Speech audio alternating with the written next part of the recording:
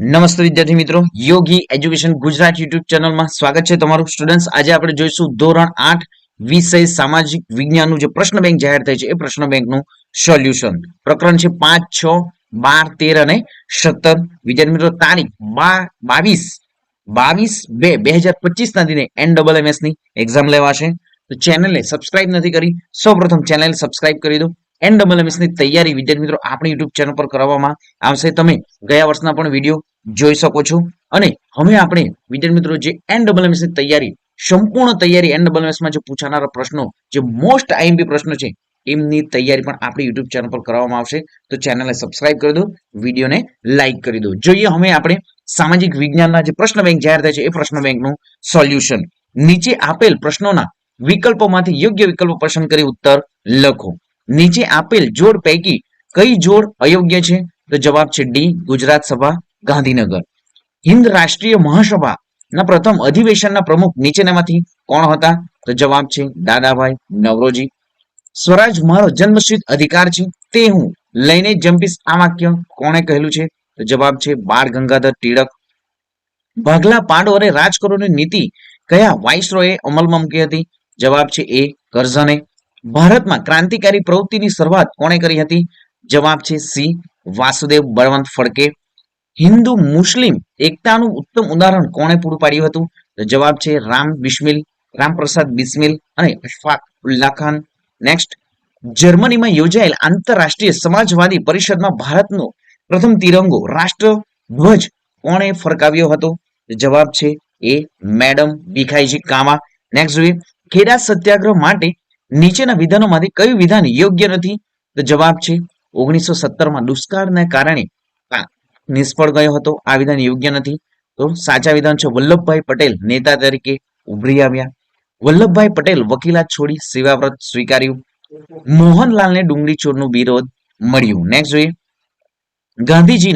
ગાંધીજીએ કોને ડુંગળી ચોરનું વિરુદ્ધ આપ્યું હતું? તો જવાબ છે મોહનલાલ પંડ્યા. નેક્સ્ટ, માનવગઢ હત્યાકાંડ કયા કયા રાજ્યોની સરહદ પર થયો હતો? જવાબ છે સી, ગુજરાત, રાજસ્થાન. રોલેટ એક્ટને કાળો કાયદો કોણે કહ્યો હતો? તો જવાબ છે એ ગાંધીજી. વિદેશ ક્રાંતિકારી પ્રવૃત્તિ સાથે સંકળાયેલ ક્રાંતિકારીઓમાં કોનો સમાવેશ થાય છે? તો જવાબ છે શ્યામજી કૃષ્ણ વર્મા, વિનાયક સાવરકર, સી મેડમ ભીખાઈજી કામા. આપેલ તમામ નીચેનામાંથી અંગ્રેજી કેળવણીનું કઈ બાબત યથા યોગ્ય છે? તો ભારત બુદ્ધિજીવીઓનો એક નાનો અને શક્તિશાળી વર્ગ ઉભો થયો હતો. ભારતના લોકોએ સ્વશાસન અને સ્વતંત્રતાની ઝંખના જન્માવી હતી. સ્વશાસનની ભાવનાવાળા શ્રેષ્ઠ નેતાઓને વિચારકો રાષ્ટ્રને મળ્યા હતા. આમ ઉપરોક્ત તમામ સાચો ઉત્તર છે. કોંગ્રેસનું પ્રથમ અધિવેશન કયા સ્થળે મળ્યું હતું? તો જવાબ છે બી, મુંબઈ. હિન્દી રાષ્ટ્રીય મહાસભાની સ્થાપના નીચેના પૈકી કોનો ફાળો સૌથી મહત્વનો છે? તો જવાબ છે એઓ હ્યુમ. નીચે આપેલ આંદોલન તેમના સમયના ક્રમ મુજબ ગોઠવો. તો જવાબ છે ચંપારણ સત્યાગ્રહ પ્રથમ, અસહકાર આંદોલન, દાંડીકૂચ અને અંતે હિન્દ છોડો આંદોલન. નેક્સ્ટ જોઈએ, ઈસવીસન 1900માં મિત્ર મેલા નામના ક્રાંતિકારી સંસ્થા કોણે સ્થાપી હતી? જવાબ છે એ વિનાયક સાવરકર. ચંદ્રશેખર આઝાદે કયા સ્થળે શહીદી વહોરી હતી? તો જવાબ છે ડી, આલ્ફ્રેડ બાગ, અલ્હાબાદ. નેક્સ્ટ, નીચે પૈકી કયા ક્રાંતિકારીઓએ બંગાળ ક્રાંતિકારી પ્રવૃત્તિઓ ચલાવી હતી? જવાબ છે અહીં ખુદીરામ બોઝ અને પ્રફુલ્લ ચાકી. નેક્સ્ટ, શ્યામજી કૃષ્ણ વર્માએ કયા દેશમાં ઇન્ડિયન હોમ રૂલ સોસાયટીની સ્થાપના કરી હતી? જવાબ છે એ ભારત. દાંડીકૂચ અંગે કયું વિધાન યોગ્ય છે, અયોગ્ય છે? તો ગાંધીજીની ધરપકડ થતા દાંડી યાત્રાનું નેતૃત્વ અબ્બાસ સાહેબ તૈયબજીએ સંભાળ્યું હતું, આ વિધાન ખોટું છે. જ્યારે સાચા વિધાન છે દાંડી યાત્રા ગાંધીજીએ મીઠાના કરના વિરોધમાં યોજી હતી. દાંડી યાત્રા અમદાવાદથી દાંડી સુધીની હતી. દાંડી કૂચની પૂર્ણાહુતિ સાથે જ હિન્દ છોડો આંદોલનનો પ્રારંભ થયો હતો. આ વિધાનો સાચા છે. ખાસ વિદ્યાર્થી મિત્રો યાદ રાખવું, જ્ઞાન સાધના જે પરીક્ષા છે તેમાં પણ સામાજિક વિજ્ઞાનમાંથી વિદ્યાર્થી મિત્રો MCQ જે પૂછવામાં આવે છે તો આ પણ હોઈ શકે. તો ખાસ વિદ્યાર્થી મિત્રો સંપૂર્ણ MCQ ધ્યાન રાખવા, ધ્યાનથી સાંભળવા અને યાદ પણ કરી લેવું. જોઈએ આગળ, ઇલ્બર્ટ બિલનો હેતુ શું હતો? તો ભારતીય ન્યાયાધીશ પણ યુરોપિયન નાગરિકની કેસ ચલાવી શકે તેવી જોગવાઈ કરવી. નેક્સ્ટ, પ્રથમ વ્યક્તિગત સત્યાગ્રહી તરીકે કોની પસંદગી કરવામાં આવી હતી? જવાબ છે વિનોબા ભાવે. સુભાષચંદ્ર બોઝે ખાલી જગ્યા જેવી પરીક્ષા પાસ કરી હતી? તો જવાબ છે B, ICS Indian civil service. Next, Azad Hind ફૌજની મહિલા બ્રિગેડનું નામ શું હતું? જવાબ છે એ લક્ષ્મીબાઈ બ્રિગેડ. નેક્સ્ટ જોઈએ તો અહીં એક એક જે પ્રશ્નના એક વાક્યમાં ઉત્તર લખો. નેક્સ્ટ જોઈએ, નીચેની ખાલી જગ્યા પૂરો કોઈ પણ જે અહીં તમારા વર્ગ શિક્ષકે પૂછી હશે તો જોઈએ. વિશ્વમાં વસ્તીની દ્રષ્ટિએ ભારત પ્રથમ ક્રમે છે.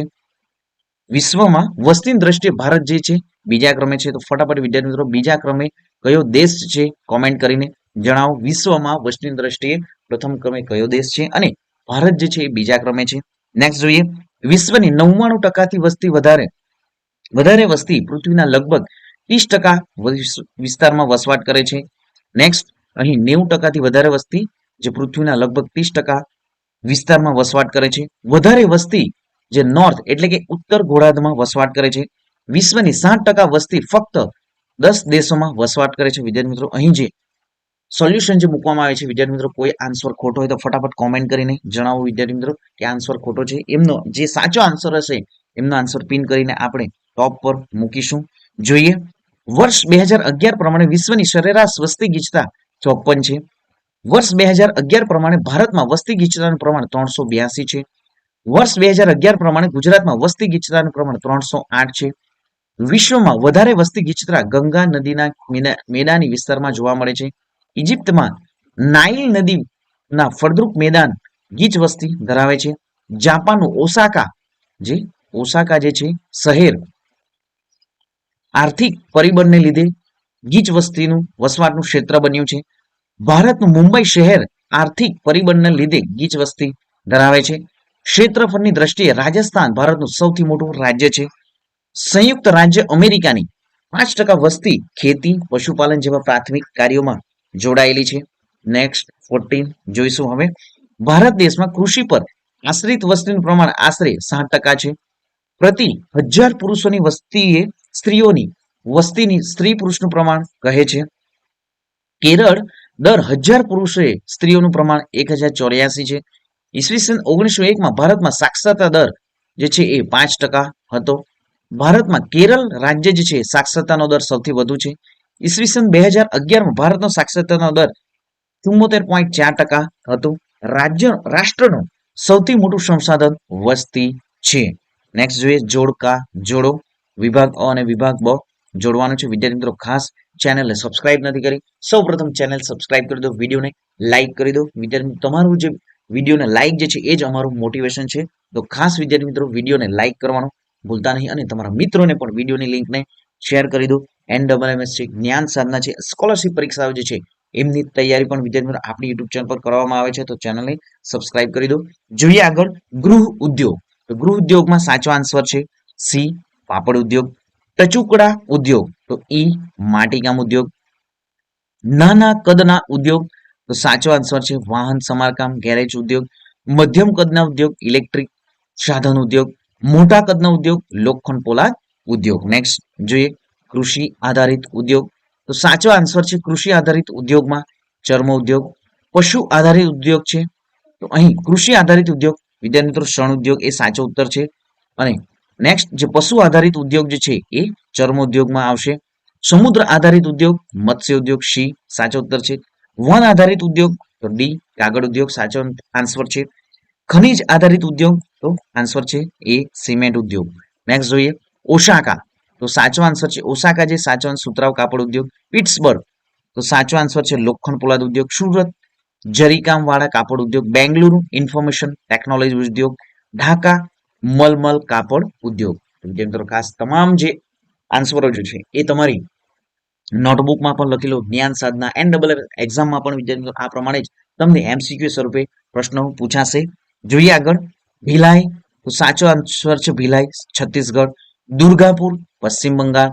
જમશેદપુર ઝારખંડ. રાઉરકેલા તો સાચો આન્સર છે ઓડિશા. ભદ્રાવતી તો સાચો આન્સર છે કર્ણાટક. નેક્સ્ટ જોઈએ, ટૂંક નોંધ લખો. અંગ્રેજોના આગમન સમયે ભારતમાં જે શિક્ષણ સ્થિતિ, અંગ્રેજો કાળમાં સ્ત્રી શિક્ષણ, મહાત્મા ગાંધીના શિક્ષણ અંગેના વિચારો, વિવાહ અંગેના સમાજ સુધારકોના પ્રયત્નો, સ્વામી વિવેકાનંદ અને રામકૃષ્ણ મિશન. તો વિદ્યાર્થી મિત્રો ચેનલ સબસ્ક્રાઇબ નથી કરી, સૌપ્રથમ ચેનલને સબસ્ક્રાઇબ કરી દો, વિડીયોને લાઇક કરી દો, વિદ્યાર્થી મિત્રો આપણી યુટ્યુબ ચેનલ પર ધોરણ 3 થી ધોરણ 10 સુધીની તમામ એકમ કસોટીઓ, પ્રથમ પરીક્ષા, દ્વિતીય પરીક્ષા અને તમારી જે આવનારી ધોરણ 8 માટેની જે વાર્ષિક પરીક્ષા છે એ વાર્ષિક પરીક્ષાના પણ મોડેલ પેપર આપણી યુટ્યુબ ચેનલ પર મૂકવામાં આવે છે. તો ખાસ વિદ્યાર્થી મિત્રો ચેનલને સબસ્ક્રાઇબ કરી દો અને વિદ્યાર્થી મિત્રો NSS અને જ્ઞાન સાધનાની જે તૈયારી છે એ પણ આપણી યુટ્યુબ ચેનલ પર કરવામાં આવે છે. તો ચેનલને સબસ્ક્રાઇબ કરી દો, વિડીયોને લાઈક કરી દો. મળીશું નેક્સ્ટ વિડીયોમાં નવી જ્ઞાન, નવી માહિતી સાથે. જય હિન્દ બાળકો, વંદે માતરમ.